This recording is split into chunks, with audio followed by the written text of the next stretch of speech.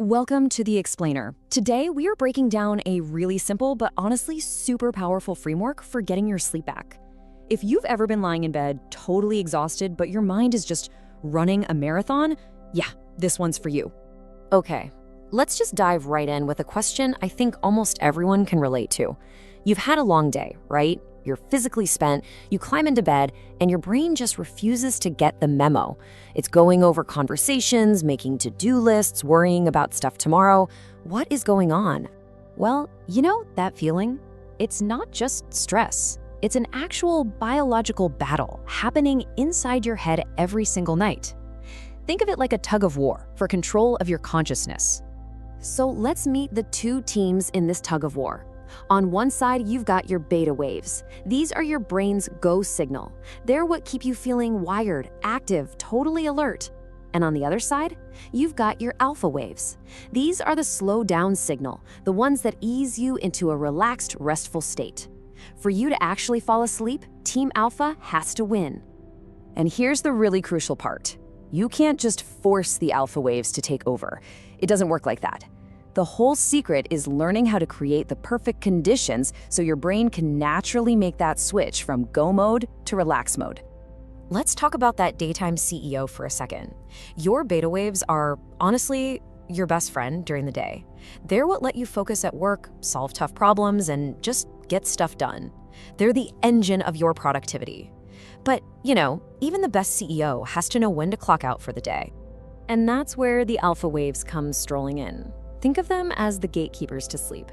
They only really show up when you're calm, when you're disengaged, and kind of reflective.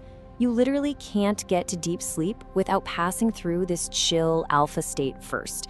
It is a non-negotiable step. So the whole game isn't about trying harder to sleep. In fact, that usually just creates more of those buzzy beta waves. Nope. The real goal is to gently and very consciously set the stage for your brain to naturally shift gears from that active beta state to a calm alpha one. So how do we actually do that?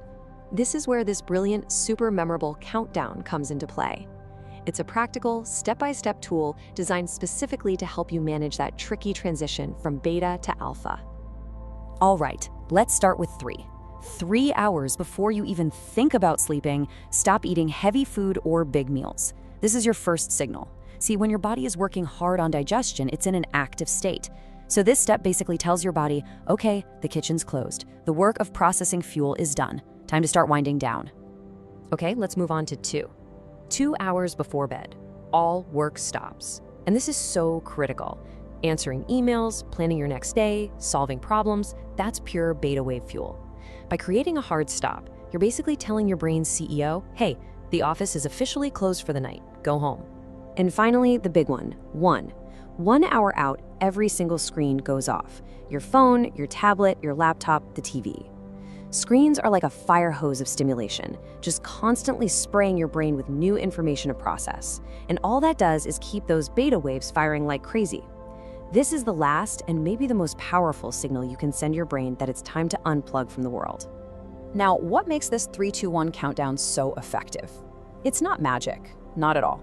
It's actually a pretty simple scientific principle. It's all about a process that we call offloading. It's called cognitive offloading.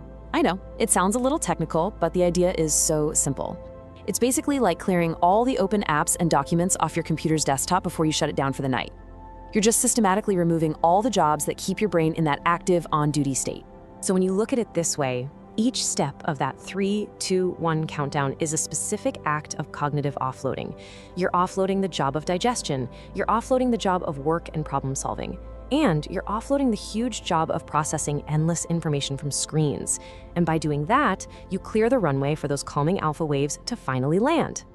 And what's so amazing about this is that it means you don't have to just be a passive victim of a racing mind at night.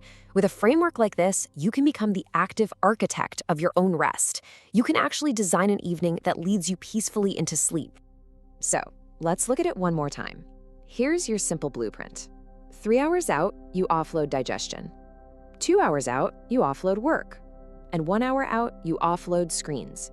Each step is just a clear, simple signal to your brain and body, guiding them step by step toward rest.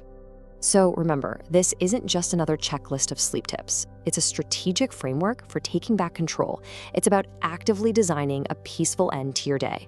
You've got the blueprint right here. So the only question left is, are you ready to start building?